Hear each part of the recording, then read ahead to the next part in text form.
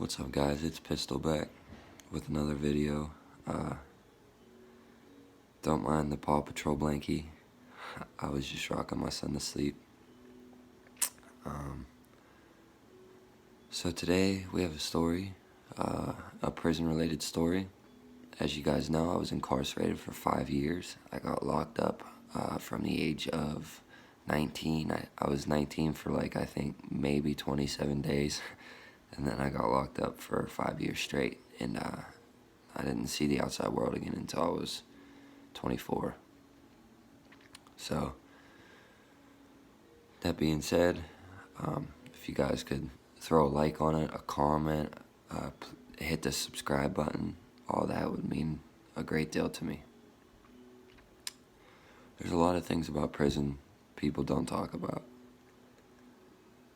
And there's a lot of things about prison that you can't talk about.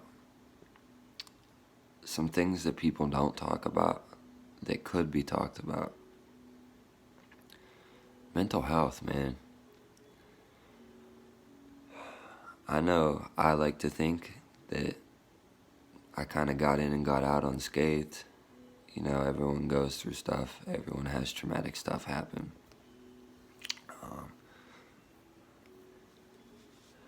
It's just life, you know what I mean? It's just what it's how you deal with it. It's what you do with your problem.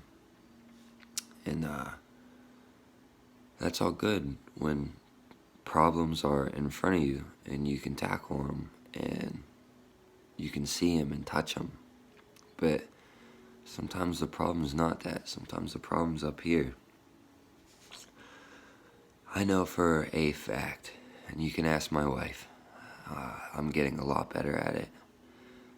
But my anger, I go from 0 to not fucking human in 1 second. And I get very irritable when it comes to certain things like disrespect or not listening. And honestly, it has affected my relationship in the fact that it's made me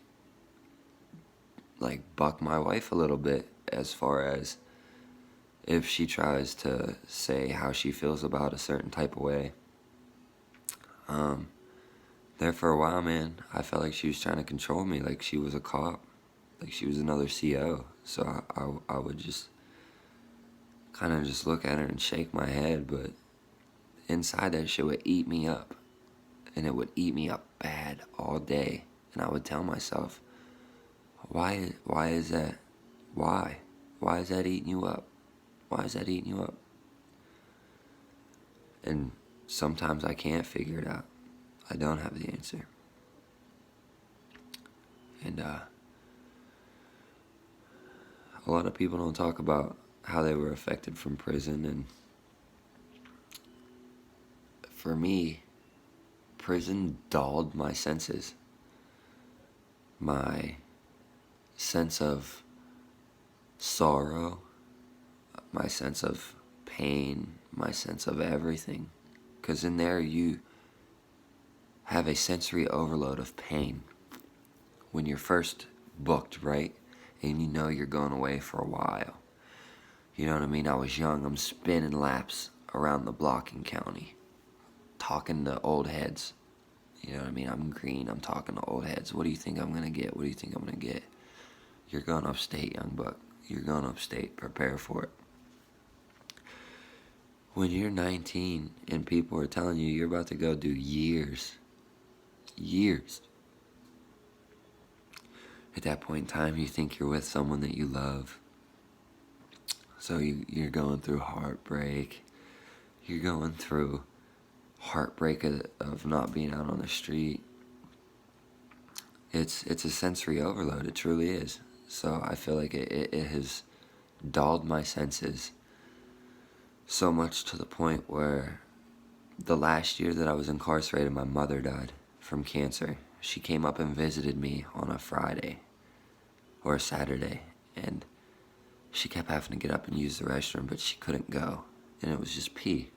But when I say my mother, she's actually my grandmother, but I was raised by my grandmother and my grandfather, so technically They are my grandparents, but they're my parents. They're my father. They're my mother. So that being said, she came up. She couldn't use the restroom. And she kept saying she was in pain. And so she wanted to leave. And this was super, super, super out of the realm of normal for my mother. Especially because she loves her son, obviously. And I was incarcerated about 2 hours away from them, so I would get one visit a month. So she really looked forward to this visit. And they were only there for maybe 25 minutes, and she's asking my dad, are you ready? And this is weird because usually I get like a 2.5 to 4 hour visit once a month. And she's telling me she's so sorry. I'm telling her it's okay. She says, I don't feel good. And then when she gets up and goes to the bathroom, that's when my dad kind of taps me and tells me, hey, this is what's going on. Sorry, guys. He says, hey, this is what's going on. Your mom's kind of sick right now. So we're going to kind of leave. We apologize, but we're going to try to scoot up next week if we can to make up for this week. Because at the facility I was at, you could get 3 visits a week. Literally. From anyone. Or the same person 3 times a week, every week. But, so, this happens. They go home. And she tells my dad, I want to take a nap. He says, okay, I'll take a nap too. So he goes and lays in the bed and is waiting for her. She goes to the bathroom. She comes in and says, I just passed some blood. He said, put your shoes on, we're going. They go to the ER and they do a CAT scan. Then my dad said that the doctor came back in a few hours later and said, there's no easy way to say this, but you have 2 tumors that are growing on your ovaries, and you have a tumor that's growing on your bladder, and we believe it to be cancerous with the way your blood count is. So they told my dad to kind of go home and come back, or go home and go to Med Express, and they were going to put IVs in her. She was so dehydrated that they had to wait until Monday to start chemotherapy. So she's getting IV treatments daily. And remember, this is Saturday, so on a Monday, she ends up going back. They do a CAT scan of her, and it went from 3 tumors to 27 tumors. She grew 24 tumors pretty much in 48 hours. And the doctor came in and told my dad pretty much that make peace, go home, get hospice, be with your wife and make peace. So that's what he did. He took her home. This was Monday, and it's count time at 4 o'clock at the institution I was at. And the CO does his round. Another CO comes up, unlocks the door, and says, inmate Hollis, come with me. So at the time, I couldn't go with him by myself, so I had to take a brother with me, and so happened it was my cellie. And I had to take someone with me. I took him down there, and I went with the CO and my cellie, and we went to the office. There was it's a little bubble, a CO bubble. And he said, call your dad. Something happened. And I know this shit just don't happen. They don't just pull you out at count time at all. Like, unless you're a fucking rat, you feel me? But as soon as he said, call your dad, I knew something happened.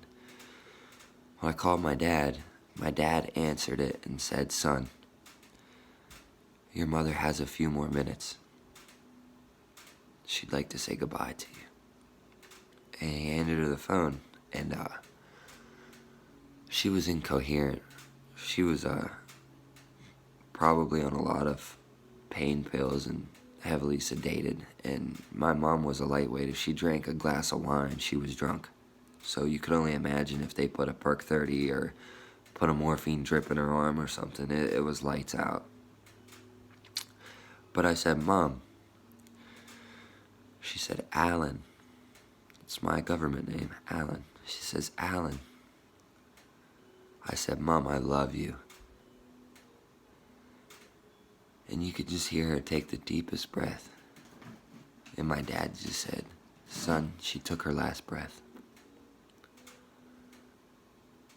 And my mom died. Right there. While I was in prison. While I'm looking at 118 cells with people staring out their door at me, wondering what the hell I'm doing out of count time.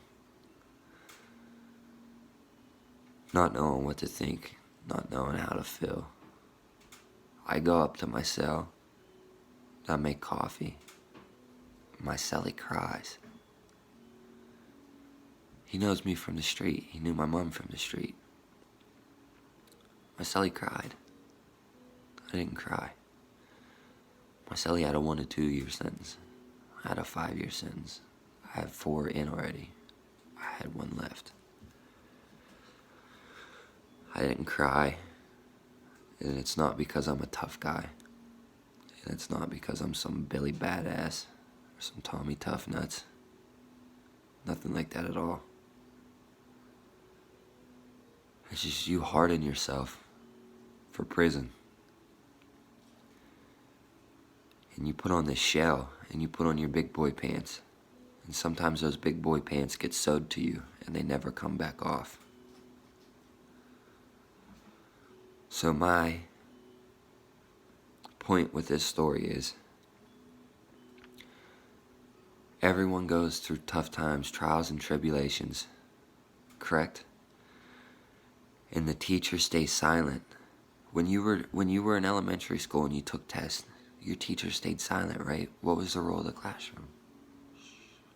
No one speak. Be quiet. You think God's gonna talk to you when he gives you your test? The test is him talking to you. And I'm not gonna get religious, and this channel is not gonna be religious. And I'm not the most religious person in the world. Far from it. But the thing is, we all deal with stuff, and we all deal with stuff certain ways. But I know prison has affected me mentally, and it's affected my relationship. It's affected my relationship with my children. And if anyone is out there like me, I just want them to know that they're not alone. Or if any kid watches this video and ends up getting incarcerated, just remember me. Remember this. I was in your shoes. I did 5 years straight myself, by myself. I went in by myself, I came out by myself. Were there fun times in there? Absolutely. Would I rather been bored on the street than had fun in there? Absolutely, 100%. The worst day out here is better than your best day in there. That's the truth. And for a lot of people, we need prison to save us. And you don't realize that until you go to prison. And what I mean by that is a lot of people need prison to save them, because if they don't get help soon, they're gonna die. They're gonna overdose. They're gonna rob the wrong house and get shot. Okay, that life, the street life, does not end well. Incarcerated or in a box, I figured that out. I promise you. I was getting bricks for $100. $100 a brick, selling them for $350, making $250 on each dip. I was moving weight as a kid. Not a ton of weight, but I got up to 10 bricks a day while I lived with my mom and dad, and they ain't no shit. It's hard to do shit with your parents that are strict. You gotta keep it kinda small. You can't really upscale. And it probably saved my life. Prison saved my life. But it's also impacted my life in some very negative ways. And I just want you guys to know that I'm here for you. And you can reach out to me. And we can get through it together. Because I realized getting through stuff together with someone else, someone to lean on, it makes an impossible job possible. And that's why at the end of every video, I tell you guys to be comfortable in your own skin, because it's illegal to wear someone else's. I try to put a twist of humor on it, because sometimes you have to laugh at stuff that isn't funny. And I know when I got out of prison, I felt down about myself. I felt like, just on the fact that it was like, wow, I went through all that and no one gives a shit. Like, I got out and not one person cared what was happening to me in there or what happened while I was in there. And it opens your eyes up. It truly does. It shows you that if you have people you call friends in your life, you start calling them acquaintances. You have people that you have that won't bail. You might have a person or two that don't bail. Most of the time they're called mom and dad. Once in a while you'll find someone who ain't mom and dad that don't bail. And when that happens, you cherish that friendship and you love that friendship. Because I know when I got out, I continued to put myself down thinking that no one wanted to be my friend. A 21-time convicted felony one. A thieving piece of shit, a drug addict monster, you know, and I wasn't even addicted to drugs at the time. But as most of you guys know that got incarcerated, when I got incarcerated, when I got arrested with some heroin. And like I said, I was moving some heroin, but no one ever tells the judge I'm a dealer. So obviously I had to say I was a user. And this took my mom and dad by 100% surprise, because they never seen anything like that. You know what I mean? And it's never impacted my family before me. And they really believed that I used. And the truth is, I didn't. I never have. I've never tried it. I mean, I've done pain pills, perks, acid, shrooms, marijuana, but I've never done that. But I did tell the judge that I did that. So when I did get out, I felt like there was a stigma that followed me, that I was a drug addict. And because we robbed someone, I was a thief and a piece of shit that people couldn't trust, even though I went and did my time for 5 years. I paid my debt to society, and I paid the restitution that I owed. It doesn't matter. I couldn't shake the stigma in my head. I couldn't. Even with my wife telling me that she loves me with all her heart, I'm sitting here just thinking, if I go back, you're gone. And that had me in the saddest aspect, having me contemplate distancing myself from my kids, not leaving, but also trying not to stare into their eyes and look into their soul, into the future. And